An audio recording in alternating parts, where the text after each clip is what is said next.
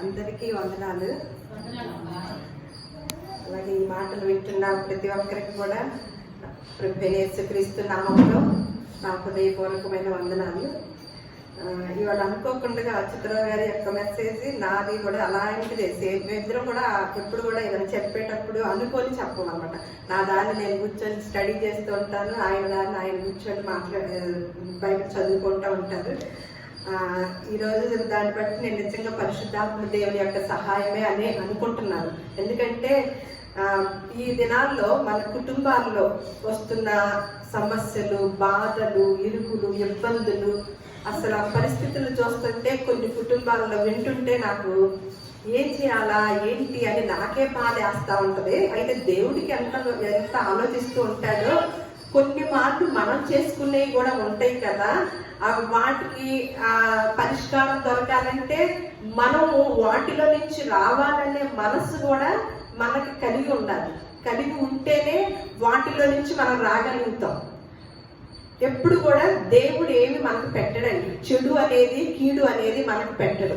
ప్రతిదీ కూడా మన ఆలోచనలు బట్టే మనకి జరుగుతూ ఉంటాయి అన్నమాట. మనం తీసుకునే నిర్ణయాలు మన ఆలోచనలు బట్టే మనము వెళ్ళవలసిన ప్లేస్కి వెళ్ళకోకుండా రాంగ్ ప్లేస్లోకి వెళ్తూ ఉంటాం. అయితే దానిలో నుంచి మనం గుర్తించినప్పుడు దానిలో నుంచి రావాలనే మనసు ఉంటేనే దేవుడు కలగజేసుకుంటాడు. లేదు, దానిలో నుంచి నేను ఇలాగే కొనసాగుతూ ఉంటాను, నాకు అసలు నేను బాగానే ఉన్నాను, మీ అందరే నా గురించి తప్పు చెప్తున్నారు అని అలా కూర్చున్న వాళ్ళకి మాత్రము వాళ్ళ జీవితాంతం కూడా అలాగే ఉంటారనమాట. అలా కొన్ని కుటుంబాలు అలాగే మనం దైనందిక జీవితంలో ప్రతిరోజు కూడా బాధగా లభిస్తూ ఉంటాము, ఇబ్బందిగా ఆలోచిస్తూ ఉంటాము. ఆ వచ్చిన వాటినన్నింటినీ ఏంటా అని తలమొలకలు అవుతూ ఉంటామే, కానీ వెళ్ళవలసిన చోటికి వెళ్ళం. ఎందుకంటే ఎక్కడ పరిష్కార మార్గం ఉందో దాని దగ్గరికి మాత్రము వెళ్ళం. అది చాలా జాగ్రత్తగా చూసుకుంటూ ఈ సమస్య నేనే పరిష్కరించుకోవాలి, ఎలా ఆలోచించాలి, ఏం ఆలోచించాలి అంటూ మనం అలా కాలయాపన చేస్తూ ఉంటాం. అయితే మానవుని యొక్క నిర్మాణము లో రెండు ముఖ్యమైన పార్టులు ఉన్నాయి అన్నమాట. ఇందాక నేను చెప్పినట్లు మన శరీరంలో ప్రతి అవయవాన్ని కూడా మనకి కొరింథీయులకు రాసిన పత్రికలో ఉంటుంది. ఒకసారి చూస్తే మొదటి కొరింథీయులకు రాసిన పత్రిక 12వ అధ్యాయము 18వ వచనంలో నేను చదువుతాను. అయితే దేవుడు అవయవాలలో ప్రతి దానిని కూడా తన చిత్త ప్రకారము శరీరంలో ఉంచాడంట. ఎలా అంట? మానవుడి యొక్క నిర్మాణము చూసినట్లయితే మనకి నిర్మాణం అనగానే ఏ గుర్తుకొస్తాయండి? ఏమేమి గుర్తుకొస్తాయి? నిర్మాణం అనగానే కట్టడాలు కదా, భౌతికమైన సంబంధించి, అంటే మన ఇల్లు, మన బిల్డింగ్లు ఇలాంటివి కదా. నిర్మాణం అని చిన్న పూరి గుడిసెని అంటామా? భలే నిర్మాణం చేశారమ్మా అని చిన్న పూరి పాకని అంటామా? కాదు, అనం కదా. నిర్మాణం అంటే మన భాషలో ఏంటి, పెద్ద బిల్డింగ్ చూసి ఎంత నిర్మాణం, కట్టడం ఎంత బాగుంది అని అనుకుంటాం. కానీ వాటిని చూస్తూ ఆనందించటము, వాటిని చూసి గొప్పగా ఎంచుకోవటం వరకు తెలుసుకున్నామే. కానీ మనిషి యొక్క నిర్మాణము ఎంత గొప్పదో ఇప్పుడే మనం మాట్లాడుకున్నాము. కన్ను, ముక్కు, నోరు, చెవి ఇవన్నీ కూడా ఎలా ఉన్న వంకర టింకరగా ఉన్నప్పటికీ వాటి పని మాత్రము అందరికి లాగా జరుగుతూనే ఉంటాయి కదా. మరి ఇక్కడ దేవుడు ఏమని చెప్తున్నాడు? శరీరంలో ప్రతి అవయవాన్ని కూడా నేను పెట్టాను అంటున్నాడా? ఎలా అంటున్నాడు? తన చిత్త ప్రకారము శరీరంలో ఉంచాడంట. అది మనకు అసలు తెలుసా? తన చిత్త ప్రకారమే ఉంచాడు కదా, దాన్ని ఎలా వాడాలి? ఆయన చిత్త ప్రకారం ఉంచినప్పుడు ఆయన చిత్త ప్రకారంగా ఆయన చిత్తం ఏంటి, ఆయన ఆలోచన ఏంటి, నన్ను ఎలా నడవాలనుకుంటున్నాడు, నేను ఎలా వాసన చూడాలనుకుంటున్నాడు, ఏ చూపు నేను చూడాలనుకుంటున్నాడు, ఇవన్నీ కూడా మనకి ఆలోచన కలగాలి కదా. లేదు, ఈ మానవుని యొక్క నిర్మాణం గురించి ఆలోచించం కాబట్టి మనకి దీని గురించి పెద్దగా పట్టించుకోవాలన్నమాట. నేను ఇందాకే చెప్పినట్లు శరీరంలో మనకి రెండు ముఖ్యమైన భాగాలు ఉంటాయి. ఒకటి మెదడు, ఇంకొకటి గుండె అన్నమాట. ఇప్పుడు బ్రెయిన్ అన్నాం కదా, ఇందాకే మాట్లాడుతున్నాం కదా. మరి మనకి ఆలోచనలు దేనిలో వస్తాయండి? బ్రెయిన్ లో. వెంటనే దేనికి ప్రభావం చూపిద్ది? ఆలోచనలు బ్రెయిన్ లోకి వస్తాయి కదా. ఇవి ముఖ్యమైన భాగాలలాగా మనం చూస్తున్నాం. వాటిల్లో బ్రెయిన్ మనకి ఆలోచనలు రాగానే ఎక్కడికి వెళ్తున్నాయి? బ్రెయిన్ లోకి వెళ్తున్నాయి కదా. ఆలోచనలు బ్రెయిన్ లో పుడతాయి కదా. అలా అవి దేని మీద ప్రభావం చూపిస్తూ ఉంటాయి? వెంటనే ఎక్కడికి వెళ్ళిపోతాయి? హృదయంలోకి వెళ్ళిపోతాయి కదా. హృదయం ఎక్కడ ఉంటది? మనసు.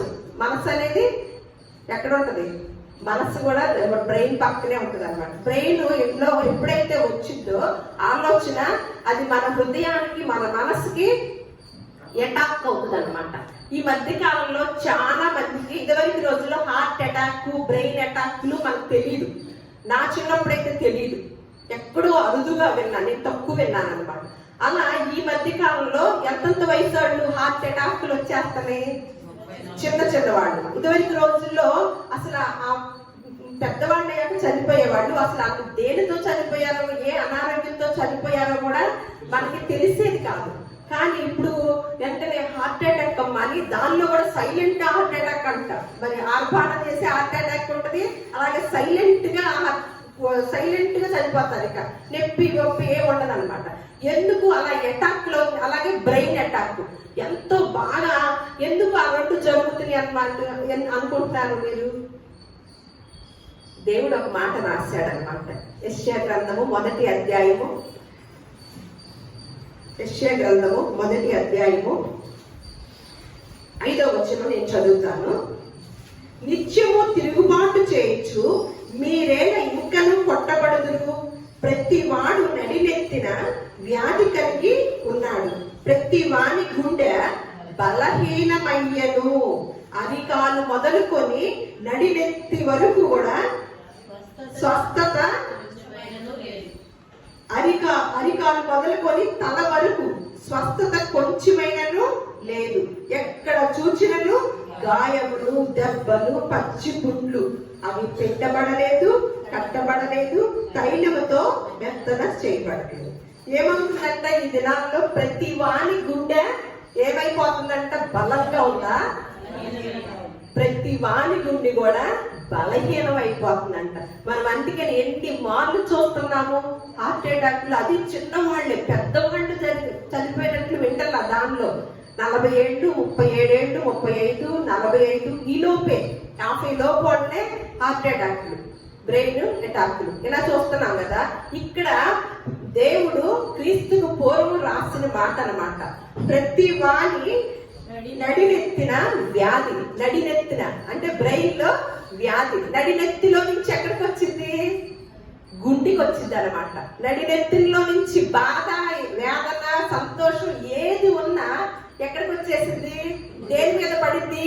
ఆ బరువు గుండె మీద. అందుకని ప్రతి వాడి నడినెత్తిన వ్యాధి కలిగి ఉన్నాడంట. అది ప్రతి వాని గుండె కూడా, అందుకని ప్రతి వాని గుండె బలహీనమైందంట. ఎక్కడ స్వస్థత అంటూ లేదంట. స్వస్థత అంటూ లేకుండా ఎందుకు ఉంది అంటే అది ఎవరు తప్పిదమండి? మరి ఇదే గ్రంథంలో, యెషయా గ్రంథంలోనే ఎందుకు వస్తున్నాయో చూద్దాం. 47వ అధ్యాయం తీయండి యెషయా గ్రంథము. నేను చెప్తాను ఒక్కటే మాట. 13వ వచనం, 47వ అధ్యాయము 13వ వచనం. ఎందుకు అలా గుండె మీద బరువు పడుతుందంటే ఇక్కడ ఒక మాట రాస్తున్నాడు. నీ విస్తారమైన యోచనల వల్ల నీవు అలసి ఉన్నావు. మనం ఎందుకు అలా అవుతుందంట? ఏం చేస్తున్నామంట? విస్తారమైన ఆలోచనలు చేయటం వల్ల మనం ఏమవుతున్నామంట? మరి మాట తెలుసు కదా. మరి విస్తారంగా ఎందుకు చేస్తున్నాం ఆలోచనలు? కొద్దిగానే చేయొచ్చుగా. చెయ్యం, మంచి పనికిరాదు కదా ఎవరికి. విస్తారమైన ఆలోచనల వల్ల నీవు అలసి ఉన్నావు అని మళ్ళీ ఇంకో చోట కీర్తన 94వ కీర్తన 11వ వచనంలో ఒక మాట ఉంటుంది. 94వ కీర్తన కాదు, 19 చూద్దాం. నా అంతరంగమందు హెచ్చగా నీ గొప్ప ఆదరణ నా ప్రాణములకు నెమ్మది కలుగజేయుచున్నది. అంతవరకే. ఇక్కడ 11 కూడా చదువుకుందాం. నరుల ఆలోచనలు వ్యర్థములని యెహోవాకు తెలిసి ఉన్నది. నరుల ఆలోచనలు అంట మనం విస్తారమైన ఆలోచనలు చేస్తున్నాం కదా, అవి ఎలాంటి అని అంటున్నాడు దేవుడు. మీరు విస్తారంగా చేస్తున్నారు, నేను చేయమని చెప్పలేదే. ప్రతి అవయవాన్ని నా చిత్త ప్రకారం మీ శరీరంలో ఉంచాను, మీరు విస్తారంగా ఆలోచించమని చెప్పలేదే. నరుల ఆలోచనలు వ్యర్థములని యెహోవాకు దేవుడికి అర్థమైందంట. దేవుడి యొక్క ఆలోచనలు దేవుడికి అర్థమైందంటే ఏంటి? మనిషి యొక్క ఆలోచన ఎంత విస్తారం చేసిన ఆలోచన వ్యర్థమే అని దేవుడికి తెలిసిందంట. అందుకని ఒక్కోసారి ఈ మాట మళ్ళీ అదే దావీదు గారు ఒక మాట మాట్లాడుతుంది. ఏమనంటే, నా అంతరంగమందు ఎప్పుడైతే విచారములు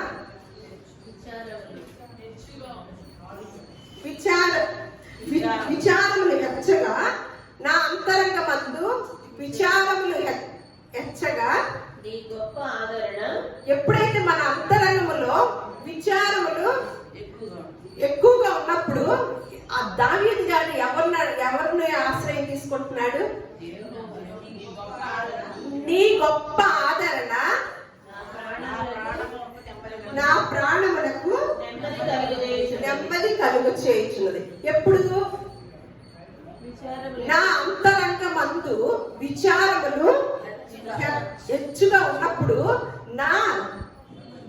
నీ గొప్ప ఆదరణ నా ప్రాణములకు నెమ్మది కలుగుచున్నది.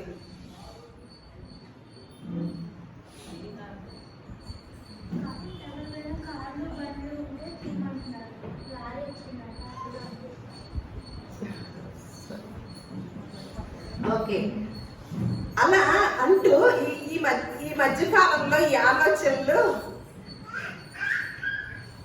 ఇలా విస్తారమైన ఆలోచనల వల్ల మనం బాధపడుతున్నాం కదా.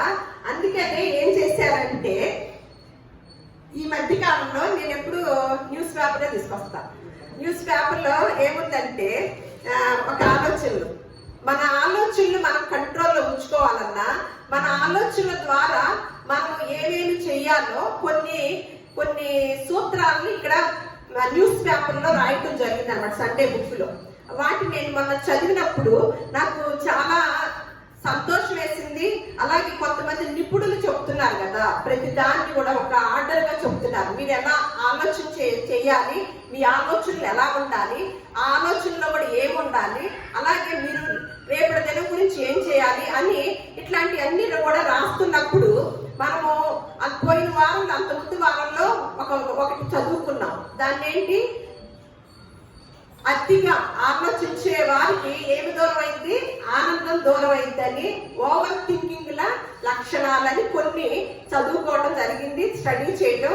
దానికి మనము దేని గురించి చింతింపకుడి అని మనము ఆ మెసేజ్ ని మన యూట్యూబ్ లో కూడా పెట్టడం జరిగింది. ఈ రోజు నేను ఆ సండే బుక్ లో రాసిన మాటని నేను చదువుతాను, మీరు గమనించండి. ఆలోచనను బట్టే ఆచరణ, ఆచరణను బట్టే కర్మఫలం, ప్రతి దానికి ఆలోచనే మూలం అంటారు. అందుకే ఒక మనిషి మనుగడకి ప్రాణవాయువు, అన్నపానీయాలు ఎంత అవసరమో ఆలోచించడం కూడా అంతే అవసరం. నిజానికి మనిషిని సమస్త జీవకోటి నుంచి వేరు చేసిందే ఆలోచన. మానవాళి మనుగడకి మార్గం వేసేదే ఆలోచన. మరి అలాంటి ఆలోచనల్ని సక్రమంగా ఉండాలంటే ఏం చేయాలి? ఏంటంట, మనిషికి అసలు ఎలా పోల్చాడో చూడండి. మనిషి మనుగడకి ఆహారము, ప్రాణవాయువు, అన్నపానీయాలు ఇవన్నీ ఎంత అవసరమో మనసు కంట ఆలోచన సరళి కూడా అంతే అవసరం అంట. ఇది నేను విన్నప్పుడు చాలా ఆశ్చర్యం వేసింది. మన మనసుకు ఎప్పుడన్నా కరెక్ట్ అయిన ఆహారం పెడతానికి ప్రయత్నం చేస్తామా? శరీరానికి పెడతానికి ప్రయత్నం చేస్తామా? శరీరానికి ఏదైనా తేడా వచ్చింది అనుకోండి, డాక్టర్లు చెప్పారనుకోండి, మీకు ఫలానది మీరు తినకూడదు, తింటే మీకు ఇబ్బంది అయిపోద్ది, పోతాను కూడా అన్నారనుకోండి, దాన్ని చాలా జాగ్రత్తగా తినకుండా ఉండటానికి ప్రయత్నం చేస్తాం కదా, మరి ఆలోచన సరళిలో అదే అన్నపానీయాలు ఎంత అవసరమో ఆలోచించడం కూడా అంతే అవసరమని, మానవాళి మనుగడకు మార్గం వేసేదే, మన యొక్క మనుగడకి మార్గం వేసేదే ఆహారం అంటున్నాడా? ఆలోచన అంట. మరి మన మనుగడకి మార్గం వేసే దాన్ని, ఆ ఆలోచన సరళిని ఎలా ఉంచుకోవాలి మరి అని చూద్దాం. మంచి ఆలోచనకి మించిన మనుగడ లేదు, చెడ్డ ఆలోచనకి పోలిన చావు లేదంట అంటారు పెద్దలు. అవసరాన్ని బట్టి బుద్ధి కుశలతను ఉపయోగించడం, పరిస్థితిని బట్టి వివేకంగా వ్యవహరించడం, సందర్భానుసారంగా విచక్షణతో నడుచుకోవటం, క్లిష్టమైన సమయాల్లో కూడా జ్ఞానాన్ని ప్రదర్శించడం, ఇవన్నీ ఆలోచన పరిధికి గుణాకారాలే. అయితే అందుకు సాధన ఎంతో అవసరమంట. దీని యొక్క విధానం ఏంటంటే, పాజిటివ్ థింకింగ్ ఎలా ప్రాక్టీస్ చేయాలి, పాజిటివ్ థింకింగ్ ఎలా ప్రాక్టీస్ చేయాలని వీళ్ళు రాశారనమాట. అయితే దీనివల్ల ఎన్ని లాభాలు ఉంటాయో మళ్ళా కొన్ని మాటలు చదివాక మనం పరిశుద్ధ గ్రంథంలోకి వెళతాం. శరీరం ఆరోగ్యంగా ఉండాలంటే మంచి ఆహారం తీసుకోవడం ఎంత అవసరమో, మనసు ఆరోగ్యంగా ఉండటానికి మంచి ఆలోచనలు కూడా అంతే అవసరం. ఉన్నతమైన ఆలోచనలు, ఆదర్శాల కోసం మంచి పుస్తకాలను చదవటం అలవాటు చేసుకోవాలంట. కొంచెం సేపు బయట తీసుకెళ్ళి, శరీరానికి ఆరోగ్యంగా ఉండాలంటే మంచి ఆహారం తీసుకోవటం అని చెప్పాడు కదా ఇక్కడ. అలాగే మనసు ఆరోగ్యంగా ఉండాలంటే వేటిని మనము ఎక్కువగా పరిగణలో తీసుకుంటున్నాం. ఇక్కడ ఏమన్నా క్లుప్తంగా రాశాడు, ఇక్కడ వివరంగా రాశాడు అన్నమాట పక్క పేజీలో. మరి శరీరాన్ని పోషించడానికి ఎటువంటి ఆహారాన్ని తీసుకోవటానికి, మంచి పోషకాలని తీసుకుందామని మంచి ఆహారం తీసుకొని ఎన్నాళ్ళు బ్రతకాలని అనుకుంటాం. అదే రాంగు మనది, మనకు తెలియని స్థితి అనమాట. కొంతమంది ఉన్నారు, కొంతమంది భోజనం చేస్తారు, అసలు పగలంతా ఏమి చేయండి. అందుకని పెద్ద వయసు వాళ్ళు కొంతమంది తక్కువ ఆహారం తీసుకోవడం మంచిదని, వయసు పెరిగే కొద్దికి కూడా తక్కువ తీసుకుంటే మీరు ఎక్కువ కాలం బ్రతుకుతారు అని కొంతమంది నిపుణులు చెప్తున్నారు. మనమేమనుకుంటాము, మనం తినే ఆహారం వల్లే మనం బ్రతుకుతాము అంటాం. కానీ దేవుడేమని చెప్తున్నాడు, మనుషుడు రొట్టె వలన మాత్రము కాదు కానీ దేవుని నోట నుండి వచ్చు ప్రతి మాట వలన జీవించును అని ఆయన చెప్తున్నాడు అనమాట. మనం శరీరాన్ని పోషకాలకు ఏం పెడతామా, ఎక్కువ కాలం బ్రతుకుదాము అని అదొక్కటే ఆలోచిస్తున్నాం. కానీ ఆలోచన కూడా మంచి ఆలోచనలు, ఉన్నతమైన ఆలోచనలు, ఆదర్శాలు అని, అవి మంచి ఆలోచనలు, ఉన్నతమైన ఆలోచనలు కూడా మనసుకి చాలా అవసరం అంట. అలా అంటూ ఏమేం చేయాలంటే మంచి పుస్తకాలు చదవాలంట. మంచి పుస్తకాలు ఎక్కడ ఉందండి? మంచి పుస్తకం చదవాలంట.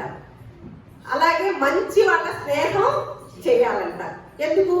మన మనసు ఆరోగ్యంగా ఉండాలంటే అన్నమాట. అలాగే ప్రతికూల పరిస్థితుల్లో కూడా మంచి వాళ్ళతో స్నేహాన్ని పెంచుకోవాలి. ప్రతికూల పరిస్థితులు మనకు అనుకూలంగా ఉండవు మన పరిస్థితులు, అలాంటి పరిస్థితుల్లో కూడా మంచి ఆలోచనలే చెయ్యాలంట. మంచిని మాత్రమే కోరుకోవాలంట. ప్రతికూల పరిస్థితుల్లో కూడా నిజంగా అది కుదిరిద్దా, సాధ్యమైద్దా? కానీ ఆ చిట్కా పాటిస్తే సాధ్యమే. ఏంటంటే ప్రతికూల వాతావరణంలో కూడా మంచిని మాత్రమే మనము కోరుకోవాలంటండి. అందుకే మంచి ఆలోచనలే మనసుకి మంచి ఆహారం.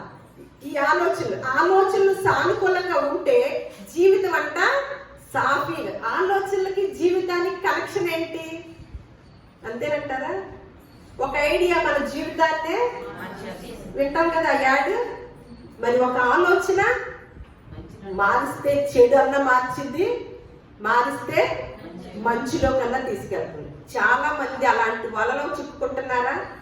అలాంటి వాటిల్లోకి వెళ్తున్నారా? ఒక్క ఆలోచన, ఒక్క నిర్ణయం మన జీవితాన్ని అంతటిని కూడా బాగు చేయాలన్నా పాడు చేయాలన్నా మనం తీసుకునే నిర్ణయాల్లో ఉంటాయండి. ఇక్కడ అందుకనే ఆలోచనలు సానుకూలంగా ఉంటేనే జీవితం సాఫీగా సాగుతుంది. మనసులో తలెత్తే అపోహలు, భయాలు, ప్రతికూల భావాలకు వ్యతిరేకంగా మంచి సంకల్పాలని మనంతట మనమే సృష్టించుకోవాలంట. మంచి సంకల్పం లేదు కానీ భయాలు వచ్చినప్పుడు ఏం చేయాలంట? మంచి సంకల్పాన్ని ఎవరు సృష్టించుకోవాలంట? పక్క వాళ్ళ, మనంతటికి మనమే సృష్టించుకోవాలంట. చాలా జాగ్రత్తగా తీసుకోండి ఈ సూత్రాన్ని. ఎందుకంటే మనకు వచ్చే సందర్భాలు, మనం అందరూ సుఖ సంతోషాలతో ఆరోగ్యంగా ఉండాలని తపన, తాపత్రయం. కానీ ఎవరికి వాళ్ళు వ్యక్తిగతంగా అది అనుభవించాలి, దాన్ని సాధిక చేయాలి. ఆ వ్యక్తిగతంగా సాధిక చేయాలంటే కొన్ని సూత్రాలు కంపల్సరిగా కావాలి. ఉదయం లెగవగానంట ఈ రోజు నాకు మంచి జరుగుతుంది, ఈ రోజు చాలా బాగుంటుంది అని మనసును ఉత్తేజపరిచేలా ప్రకృతికి చెప్పడం నేర్చుకోవాలంట. ఎవరికి ఇంట్లో వాళ్ళకి కూడా చెప్పం. మనం ప్రకృతికి ఏం చెబుతాము? ఉదయం లెగవగానే ఎలా లెగవాలంట? ఈ రోజు మంచి జరిగింది. నిజంగా మీరు తీసుకోండి. నా అనుభవంలో నుంచి నేను చెప్తున్నా, మా కుటుంబ అనుభవంలో నుంచి చెప్తున్నాను అనమాట. ఏమి లేదు, మనం ఇందులో నుంచి కొన్ని దాంట్లో నుంచి రావాలి. మనం అందుకనే మనకు ఒక సామెత పెద్దలు పెట్టి అనుమానమే పెరిగిపోతాం. ఎప్పుడైతే మనం అనుమానంతో అడుగులు వేస్తా ఉంటామో ఆ అనుమానపు అడుగులే మనకు తెల్లారు లేచాక కూడా ఏం కనపడతాయి? అందుకని ఇక్కడ ఏమన్నాడు? పాజిటివ్ థింకింగ్ ఎలా ప్రాక్టీస్ చేయాలి అనే ఈ ఒక్క టైటిల్ అన్నమాట. ఏమంటున్నాడంటే, ఇగో ఈ రోజు నాకు మంచి జరుగుతుంది, ఈ రోజు చాలా బాగుంటది అని దేనితో చెప్పుకోవాలి? మనసుతో చెప్పుకోవాలి, తర్వాత ప్రకృతితో చెప్పుకోవాలి. అంతేగాని ఎందుకు వచ్చిందిరా జీవితం స్వామి అంటూ ఏడుస్తూ నిద్రలేస్తేనంట ఆ రోజు మొత్తం అంతే అసంతృప్తిగానే ఉంటదంట. మీరు ప్రాక్టీస్ చేసి చూడండి. ఇది ఒక కుటుంబం అన్నమాట, వసుదైక కుటుంబం, క్రీస్తు ప్రార్థనా కుటుంబం. ఇక్కడ పాస్టర్లు, పాస్టర్లు ఉండరు, అందరూ అక్క, అన్న, చెల్లెళ్ళు. ఇదొక వసుదైక కుటుంబం. ఈ కుటుంబంలో ఏ వ్యక్తి కూడా బాధపడకూడదు, ఈ కుటుంబంలో ఏ వ్యక్తి కూడా వేరే ఆలోచనలోకి వెళ్ళకూడదనే ఈ అన్నకి, అక్కకి తాపత్రయం అన్నమాట. అదే ఆ ఆలోచనతోనే ఉంటున్నప్పుడే నాకు కరెక్ట్గా ఇలాంటివే దొరుకుతాయి. ఇవి నా బిడ్డలకి చెప్పాలి, మా వాళ్ళకి చెప్పాలి, నేను ప్రాక్టీస్ చేయాలి. అలాగే మా వాళ్ళకి చెప్పాలి. నేను వాళ్ళ బాధలు తీలేను, కానీ ఒక మంచి ఆలోచన, మనం ఇందాక చెప్పుకున్నాంగా, ఒక ఐడియా మన జీవితాన్నే మార్చేస్తుంది. ఆ మంచి ఆలోచనే నేను పంచాలనే, మేము పంచాలని, మనందరితో పంచుకోవాలనే తాపత్రయం. అదే ఈ మాట అన్నమాట. ఇలా చేయటం వల్ల అంటండి కొన్ని జబ్బులు తగ్గుతాయి అంటండి. జబ్బులు తగ్గుతాయి అంటే ఎక్కడికి వెళ్ళైనా మెడిసిన్ తెచ్చుకుంటామా? ఎక్కడికి వెళ్ళైనా సరే ప్రమాదకరమైన జబ్బులు మనకు వచ్చినాయి అనుకోండి, వాటి కోసం ఎక్కడ ఎదుగుతామా? ఏమేమి జబ్బులు తగ్గుతాయో చూద్దాం. ఇక్కడ సానుకూల ఆలోచనలతో ప్రమాదకరమైన జబ్బులు కూడా తగ్గించుకోవచ్చని పరిశోధకులు చెబుతున్నారంట. ఆశావాద దృక్పథమే ఉంటే అది తీవ్ర అనారోగ్యాన్ని సైతము అరికడుతుందంట. రొమ్ము క్యాన్సర్ అంట, కొలోరెక్టల్ అంట క్యాన్సర్, ఇన్ఫెక్షన్, గుండె సంబంధిత వ్యాధులు, ఊపిరితిత్తుల క్యాన్సర్, అండాశయ క్యాన్సర్, శ్వాసకోశ వ్యాధులు, స్ట్రోక్, మానసిక రుగ్మతలు, ఇలా ఎన్నో ప్రాణాంతక వ్యాధులను సమూలంగా తగ్గించే గుణం కేవలం సానుకూల ఆలోచనకే ఉందంట. నాకేం కాదు అనే సంకల్పంతోనే బతికి బయటపడతారంట. అందుకే పాజిటివ్ థింకింగ్ మెరుగైన రోగ నిరోధక శక్తి అంట. ఎన్ని రోగాలు, ఇవన్నిటికీ అసలు నిజంగా భయంకరమైన జబ్బులు కదా. ఈ జబ్బులన్నిటి కారణం మూలం ఏంటంట?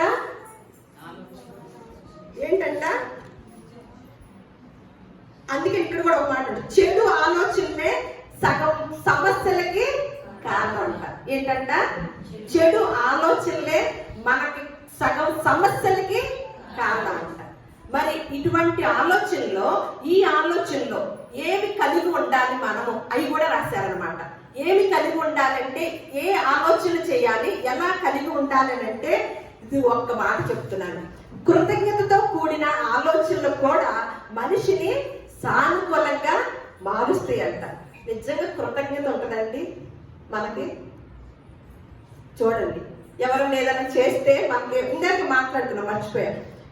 కృతజ్ఞతతో కూడిన ఆలోచనలు కావాలి కదా. మనం ఏం చేస్తాం, మనకి ఎవరైనా ఏదైనా ఇచ్చినప్పుడు థ్యాంక్స్ అని అనుకుంటాం. లేదు, ఒక పుట్టినరోజు ఫంక్షన్ జరుగుతుంది, ఒక వాచ్ ప్రజెంట్ చేశారు, థ్యాంక్స్ అండి అంటాం.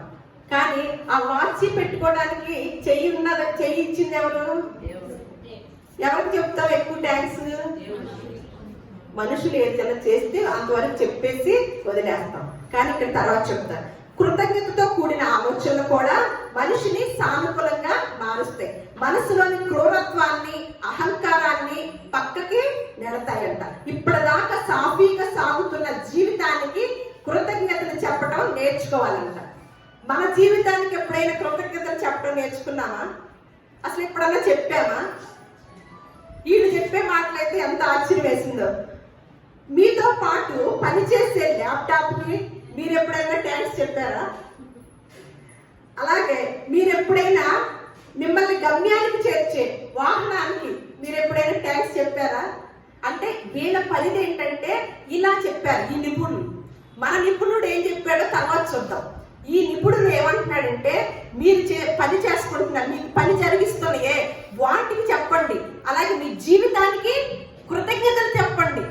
అసలు మన జీవితానికి కాదు, మనం ఎవ్వరికి చెప్పడం రాదు కదా. అందుకని మన ఆలోచనలు ఏమవుతుంది, వేరే పక్కకి వెళ్ళిపోతున్నాయి. కృతజ్ఞత భావం ఎప్పుడైతే ఉందో ఆరోగ్యం కనెక్ట్ అయి ఉందంట. కృతజ్ఞత కలిగి, అందుకనే కృతజ్ఞత లేని వారు వేల కొలదిగా కూలిపోయినట్లుగా చూస్తాం. ఇశ్రాయేలు ప్రజలు దేవుడు ఎంత ఎంత పట్టించుకున్నాడు, అయినప్పటికీ కూడా ఆయన్ని ఎరగని తరము వచ్చిందంట. పిల్లల్ని పట్టించుకున్నాడే కానీ కృతజ్ఞత లేదు. వారు ఏమయ్యారంట, వేల కొలదిగా కూలిపోయారంట. కనెక్షన్ అయి ఉందన్నమాట ఆరోగ్యానికి, కృతజ్ఞత భావానికి. మన వస్తువులకు కూడా మనము చెప్పాలంట. నేను మొన్న మధ్య ఒక కూడికలో చెప్పాను అనమాట. అచ్యుతరావు గారు కూడా ఆయన మాకు ఒక చిన్న కారు ఉంది. ఆ కారు ఒక్కోసారి పని చేయదు, కానీ చాలా సంవత్సరాల నుంచి మాకు చాలా బాగా పనిచేసింది. మా తేజాన్ని అడవి రెక్కల నుంచి తీసుకురావడానికి అసలు మమ్మల్ని ఎన్ని సంవత్సరాలు మోసిందో. ఈయన అంటారు కారు ఎక్కినప్పుడు, అబ్బా ఈ కారు ఎంత మంచిగా పనిచేసింది, నిజంగా ఎంత బాగుంది, థ్యాంక్స్ అని చెప్తారు. నేను కూడా ఆయన దగ్గరే నేర్చుకున్నా కొన్ని సూత్రాలు. నేనేం చేశానంటే ఆ మధ్యకాలంలో ఈ పనులన్నీ నేనే కదా చేసుకుంటాను. ఓడవటం, తొడవటం అన్ని కూడా ఈ మందిరం ఇవన్నీ ఎక్కువైసరికి నాకు నడువు నొప్పులు వచ్చినాయి. నడువు నొప్పులు వచ్చేస్తే వాషింగ్ మిషన్ ఒకసారి చెడిపోయింది. ఇవన్నీ చేసుకుంటా, కానీ మళ్ళీ బట్టలు ఉతుక్కోవాల్సి వచ్చేసరికి నిజంగా నా ప్రాణం ఎట్టుపోయిందో, నా ఓపిక అంతా కూడా. తర్వాత బాగు చేశాక నేను వాషింగ్ మిషన్ దగ్గరికి వెళ్ళి నుంచో, నేను ఇది చదవలేదు అప్పుడు, చాలా అయింది సంభాషణ ఇది జరిగి. వాషింగ్ మిషన్ దగ్గరికి వెళ్ళి, అబ్బా థ్యాంక్స్ వాషింగ్ మిషన్, నువ్వు లేకపోతే నేనేమైపోయేదాన్ని, అసలే ఈ పనులు చేసుకొని బట్టలు కూడా ఉతుక్కోవాలంటే ఏమైపోయేదాన్ని అని నేను ఆ రోజున అంటే, మొన్న సండే ఈ బుక్ చదువుతుంటే నాకు ఎంత ఆశ్చర్యం వేసిందో.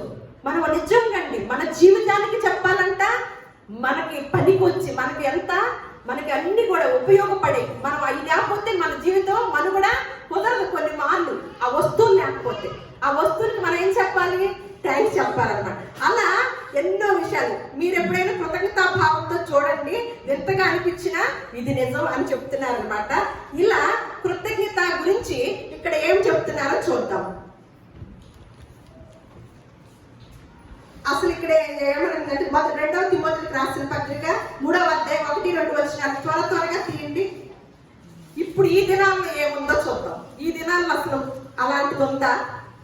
అంత్య దినములలో చూడండి, 2వ తిమోతికి రాసిన పత్రిక 3వ అధ్యాయం 1-2 వచనాలు. అంత్య దినములలో అపాయకరమైన కాలములు వచ్చునని తెలుసుకొను.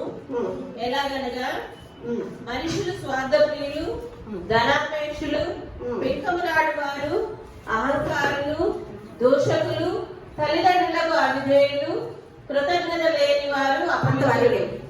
ఇప్పుడు ఈ దినాలు అంత్య దినాల్లో ఎలాంటి వారు ఉన్నారంట? తల్లిదండ్రులకి అవిధేయులంట, కృతజ్ఞత లేనివారంట.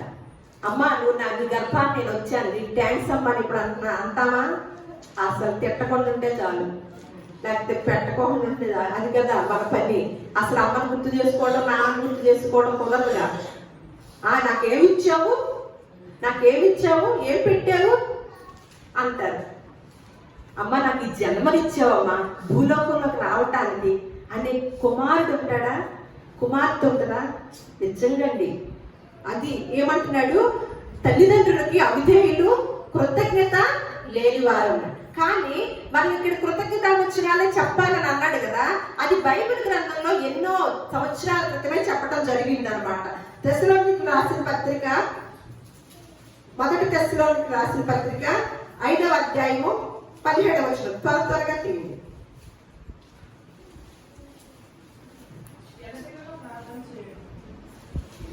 పెద్దగా చదవండి అమ్మా.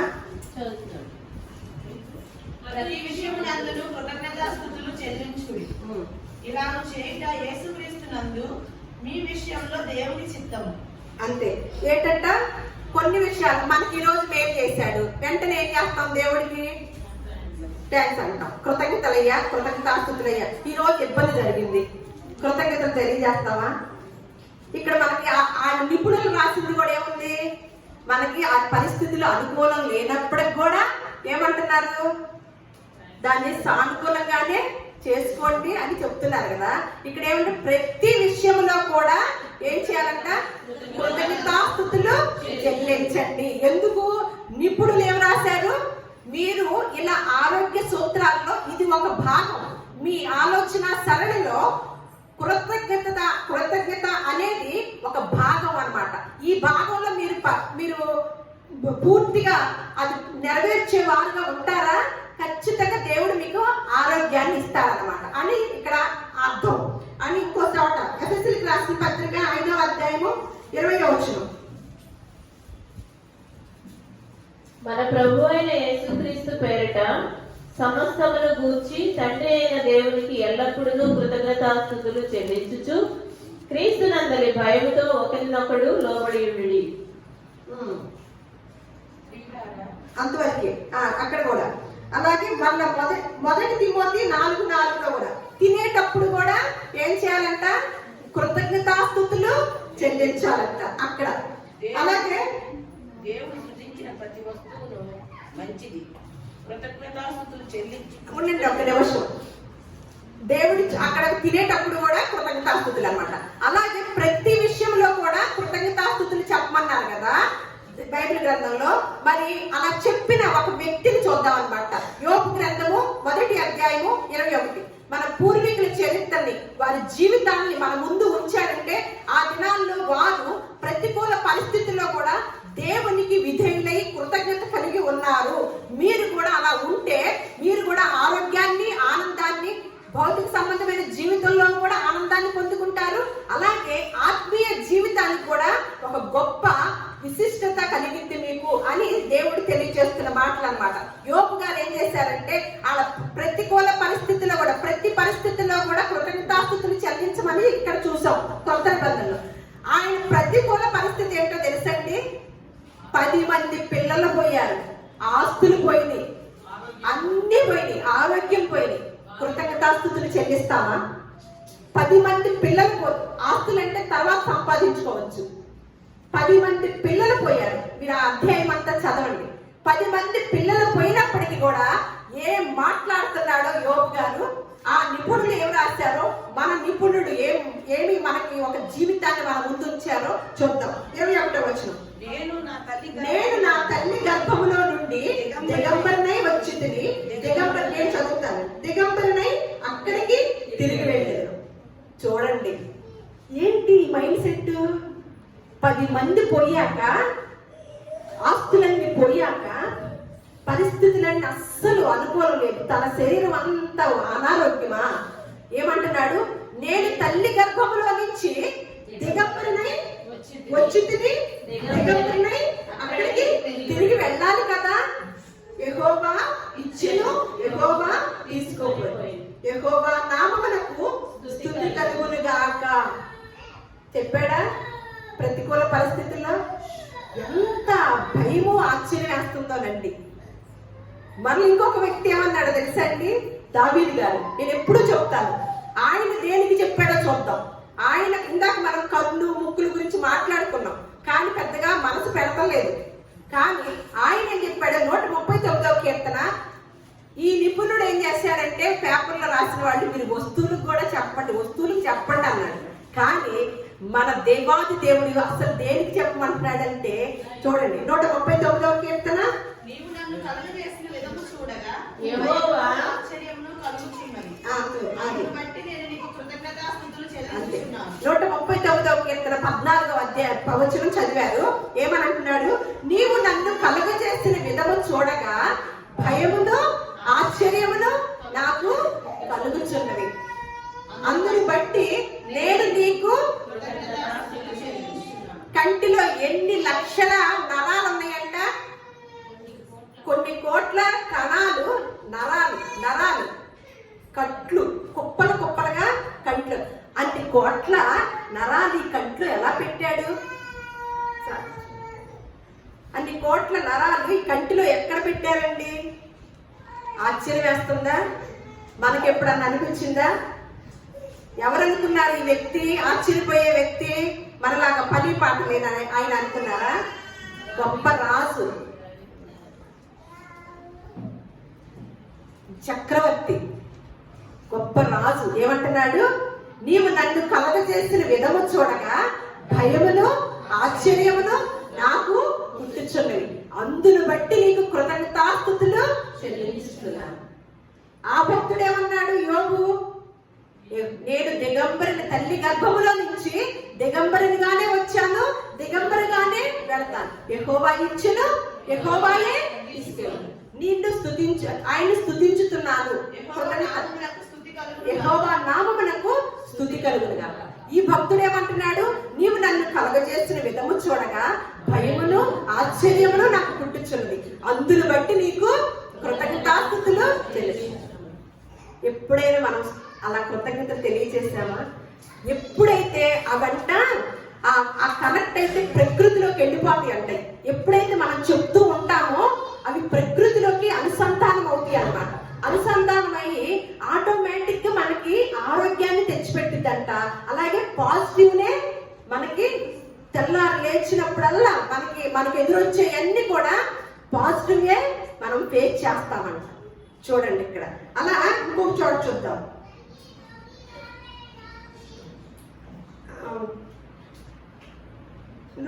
ఇంకోటి 103వ కీర్తన చూద్దాం. 103వ కీర్తన. ఇది ఈ ఒక కృతజ్ఞతల వరకే చెప్పుకుందాము.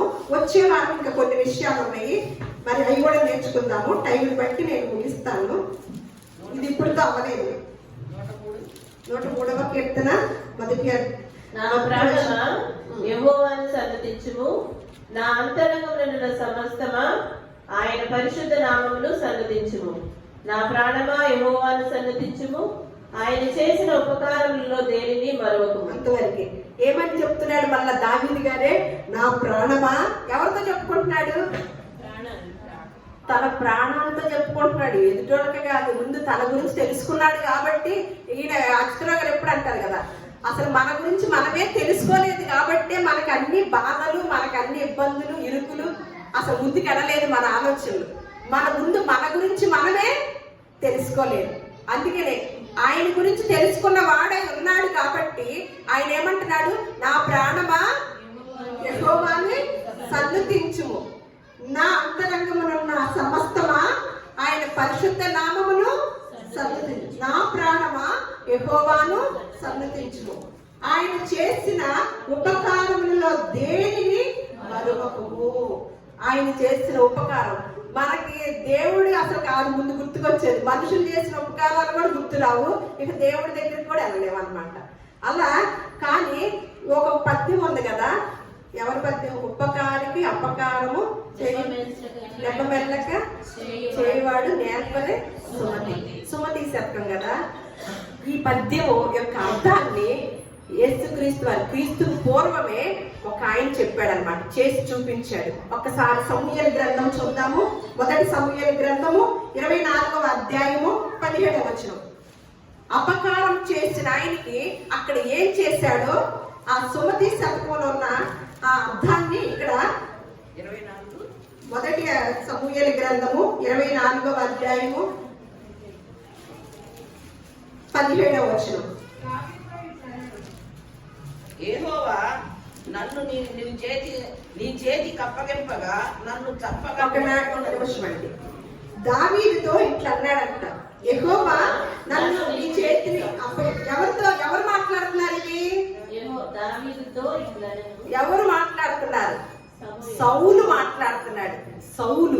సౌలు మాట్లాడుతున్నాడు అనమాట.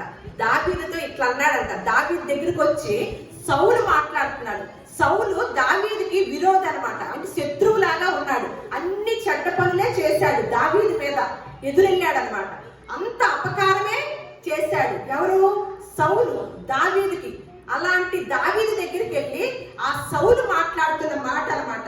ఏమనంటే, యెహోవా నన్ను నీ చేతికి అప్పగింపగా నన్ను చంపగా విడిచినందుకు ఈ దినమున నీవు నా అపకారమునకు ఉపకారము చేసిన వాడవై నా ఎడల నీకున్న ఉపకార బుద్ధిని వెల్లడి చేసితివి గనుక నీవు నాకంటే నీతిపరుడవు.